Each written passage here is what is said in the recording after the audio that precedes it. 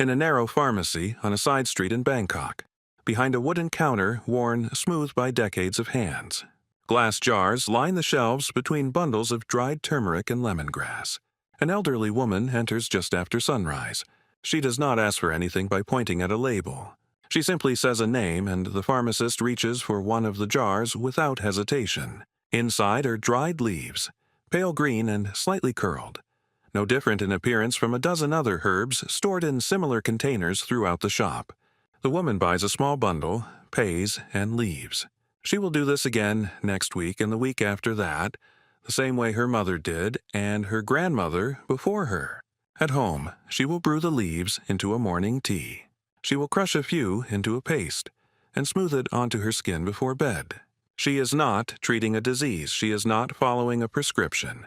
She is maintaining a practice older than the pharmacy itself, one built on a simple observation that no one in the West was ever taught to make. The plant she just purchased forces human skin cells to produce their own collagen, not a synthetic serum, not a supplement extracted and encapsulated in a laboratory, a living plant that grows in a pot, spreads on its own, and costs almost nothing to maintain. Yet the skincare industry, worth more than $120 billion globally, has never unified its identity in Western markets. Most Americans have never heard its name. By the end of this story, you will know how to grow an unlimited supply of it yourself. Fly north to Seoul, South Korea. Walk into any large beauty store in the Myeongdong shopping district on a weekday afternoon. One entire aisle is dedicated to products built around a single plant extract. Bright green packaging lines the shelves from floor to ceiling. Sheet masks, serums, creams, toners, cleansers, all featuring the same ingredient printed in bold letters across the front. Korean women spend billions on these products every year. Western tourists walk through that aisle without recognizing what they are looking at. The name is everywhere, but it means nothing to them. Now travel southwest to a village in the central highlands of Sri Lanka. Children sit at wooden tables eating breakfast before school. Their mothers have mixed fresh green leaves into a rice porridge called Collagen. This is not medicine. This is not a remedy reserved for illness. This is a Tuesday morning. The same way an American child eats oatmeal, these children eat a plant that triggers collagen production in human skin cells. In India, Ayurvedic practitioners have prescribed this herb for skin healing and wound repair for longer than Western medicine has existed as a formal discipline. Ancient Sanskrit texts describe it as a plant of longevity. Healers in Kerala and Tamil Nadu mixed it into oils and poultices for burns, scars, and aging skin. The records fill thousands of pages in manuscripts that Western researchers never translated. Here is the first clue that something went wrong. You know retinol. You know hyaluronic acid. You know vitamin C serums, niacinamide, and peptides. These ingredients sit in every Western drugstore, recommended by dermatologists, featured in advertisements, discussed in beauty magazines. But this plant, used by more people than all of those ingredients combined, does not exist in Western skincare consciousness. Most Americans have never heard any of its names. The problem begins with language. Thai healers call it buha bok. Koreans call it byung pul, which means soldier grass. In India, it is brahmi. In China, it is ji shui sisho. Western beauty brands shortened it to a single word. CICA, 5 names for one plant. No unified identity in Western languages. Compare this to retinol. One name. One globally marketed ingredient backed by decades of English language research and billions of dollars in advertising. When an ingredient has one name, it gets one shelf position, one reputation, one place in every dermatologist recommendation. This plant never received that unification.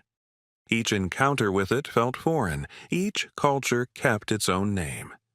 The fragmentation was not intentional. The result was total erasure from Western shelves, Western textbooks, and Western bathrooms.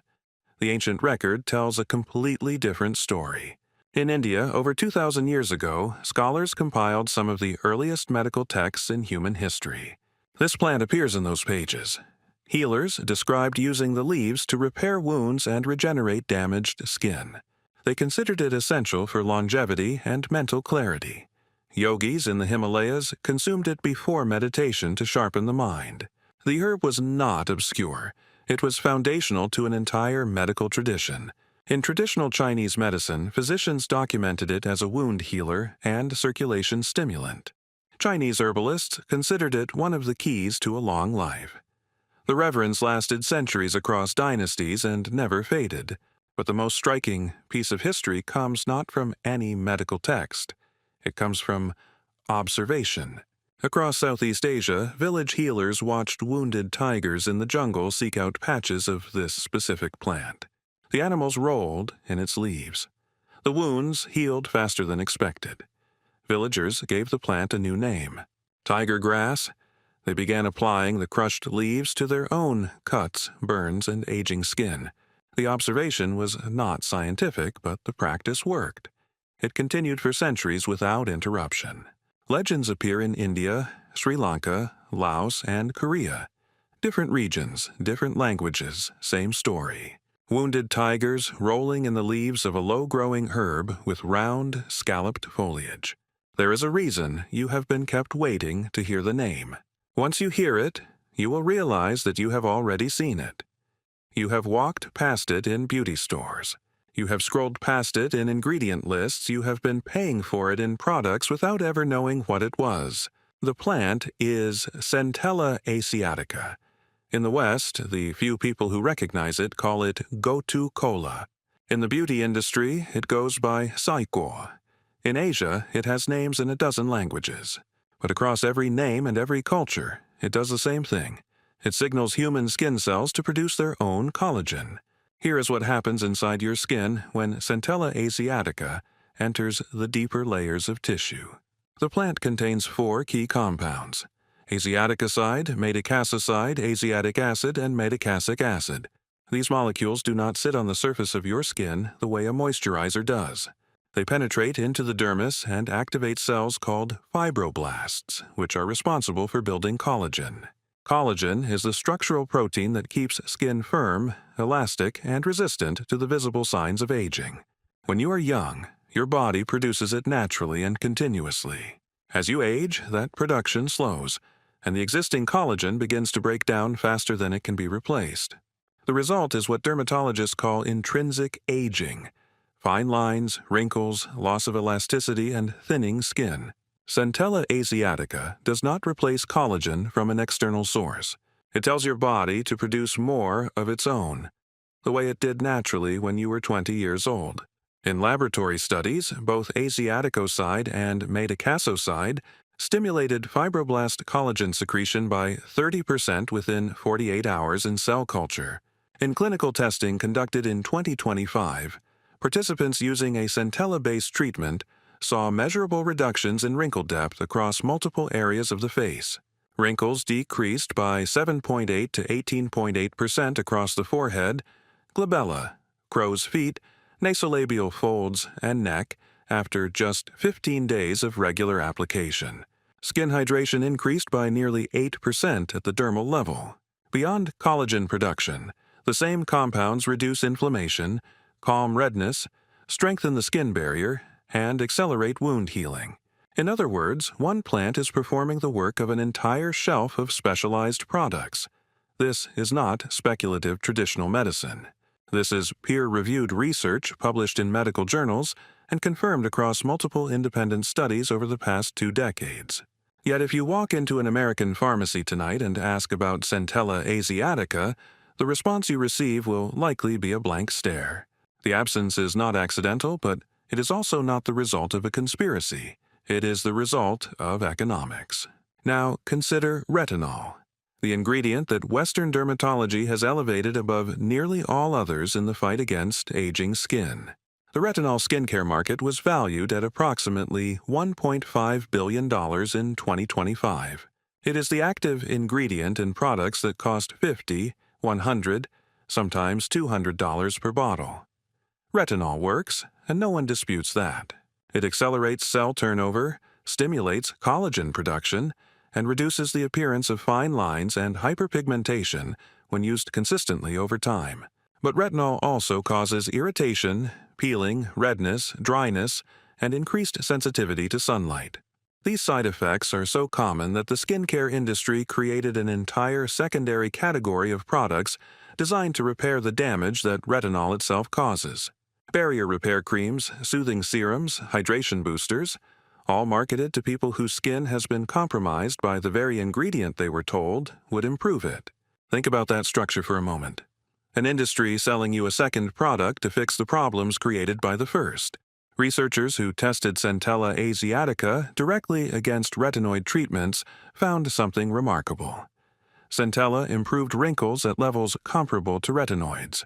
Skin hydration increased significantly with Centella, but did not increase with the retinoid treatment. And the Centella group reported far fewer adverse reactions. Comparable wrinkle reduction, superior moisture retention, and a fraction of the side effects. The evidence has existed for years, published in dermatology journals and available to anyone willing to search for it. Yet retinol remains the gold standard in Western anti-aging skincare, while Centella asiatica remains largely unknown outside of Korean beauty circles and traditional medicine communities. The explanation is not medical, it is financial. The global skincare market reached $123 billion in 2025, and it runs on a single principle. Ingredients that can be synthesized, patented, controlled, and sold at enormous markup generate the most revenue. Retinol fits that model perfectly. It is manufactured in factories under controlled conditions. Its formulations generate intellectual property. Encapsulated retinol, time-release retinol, buffered retinol, each variation creates a new product line, and each product line creates a new revenue stream. The complexity builds barriers to entry, and those barriers protect profit margins. Now consider Centella asiatica from the same economic perspective. It is a creeping, perennial herb that spreads through runners the way mint spreads, without any help from the grower. A single starter plant purchased from a nursery for $3 to $5 fills a container within months. The fresh leaves can be crushed and applied directly to skin with no extraction technology required, no encapsulation patent needed, no factory, no supply chain, no subscription service. A plant that spreads itself cannot generate repeat sales.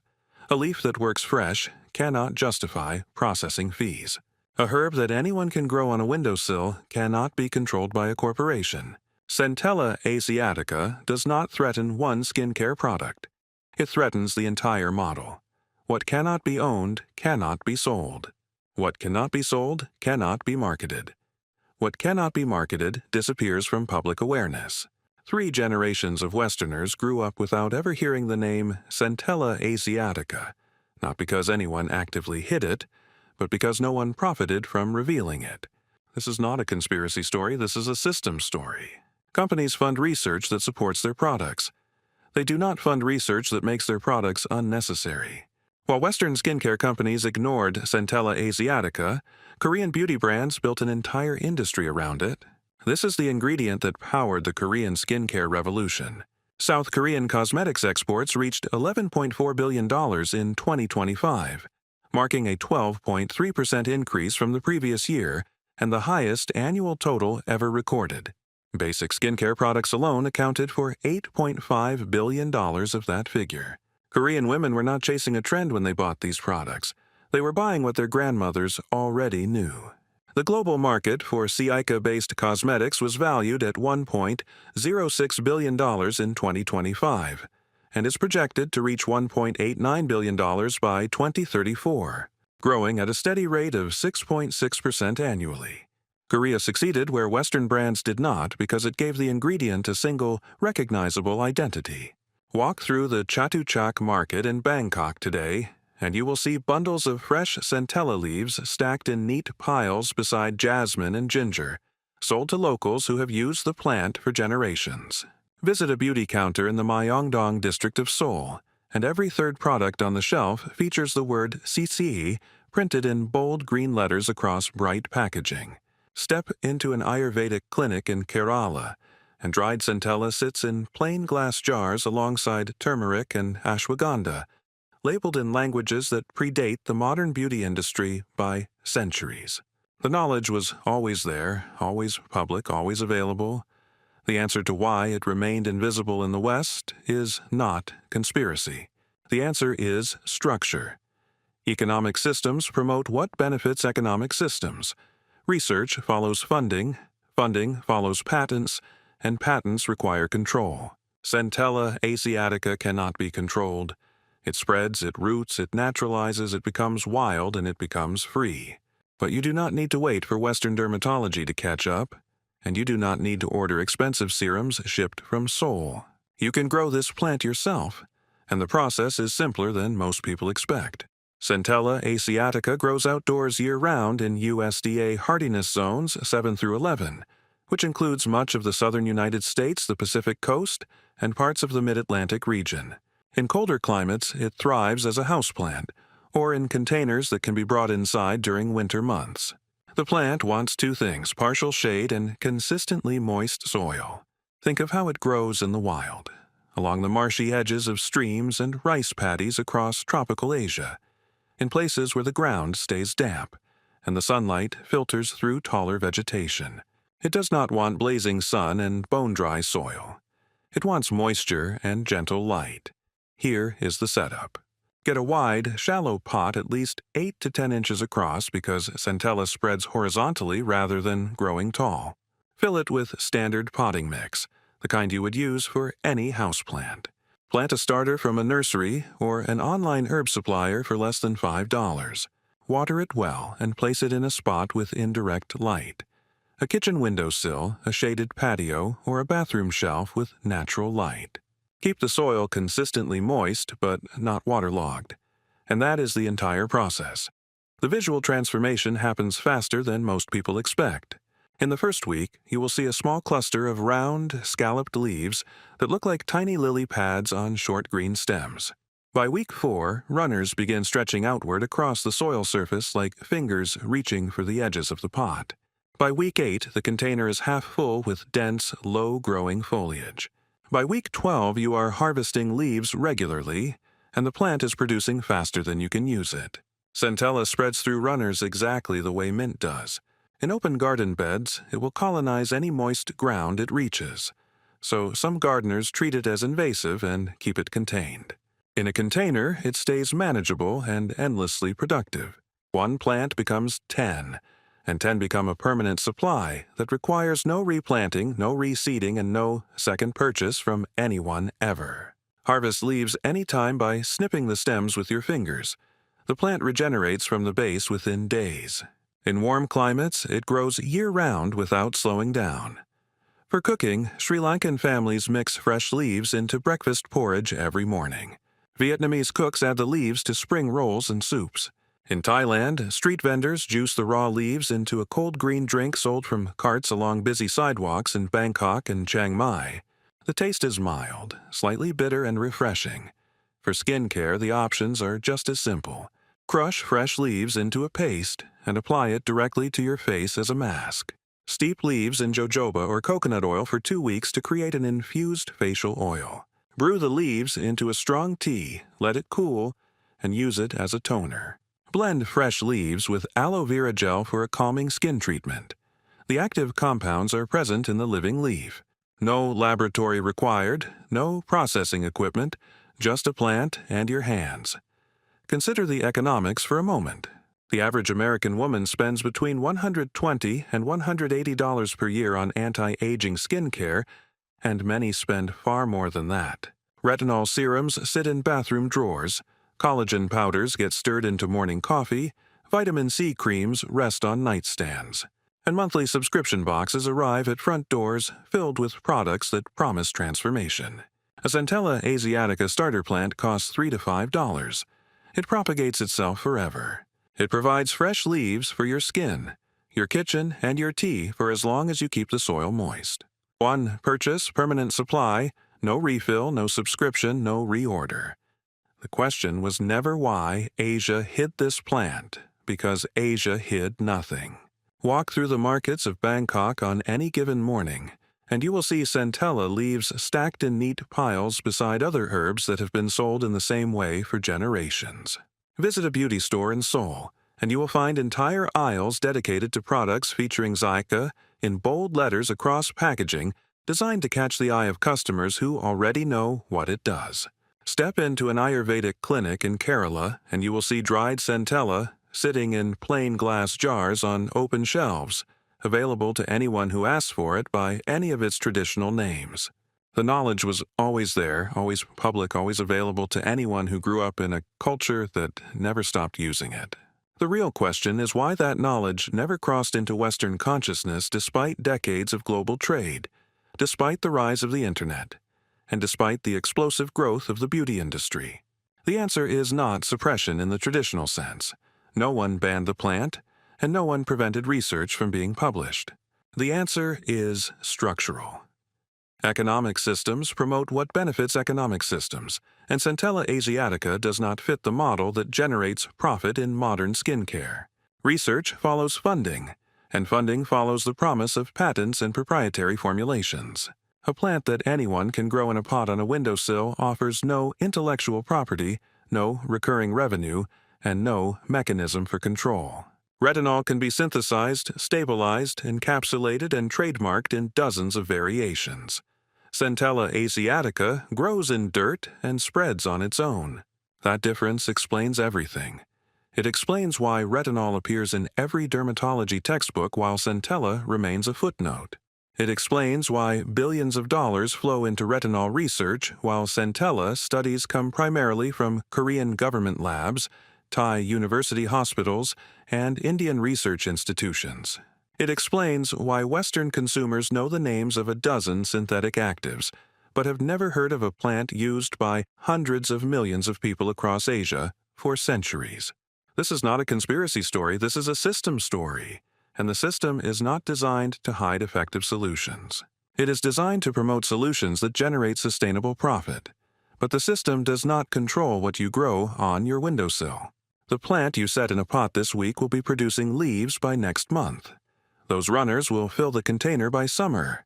By next spring, you can split it into 5 separate plants and give them to your neighbors, your children, your friends. And every single morning, that small green plant will offer you for free what the skincare industry spends billions of dollars convincing you to buy. If supply chains fail, if shipping costs spike, if the beauty store down the road closes its doors, the plant on your windowsill does not notice. It keeps growing. It keeps spreading. It keeps producing the same leaves that Thai grandmothers, Korean beauty labs, and Sri Lankan mothers have relied on for longer than any skincare corporation has existed. The knowledge survived because it was never dependent on patents, marketing budgets, or corporate approval. It survived because it worked, because it was accessible, and because people passed it from one generation to the next without waiting for permission. You do not need permission either. You need a pot, some soil, a $5 starter plant, and a spot with indirect light.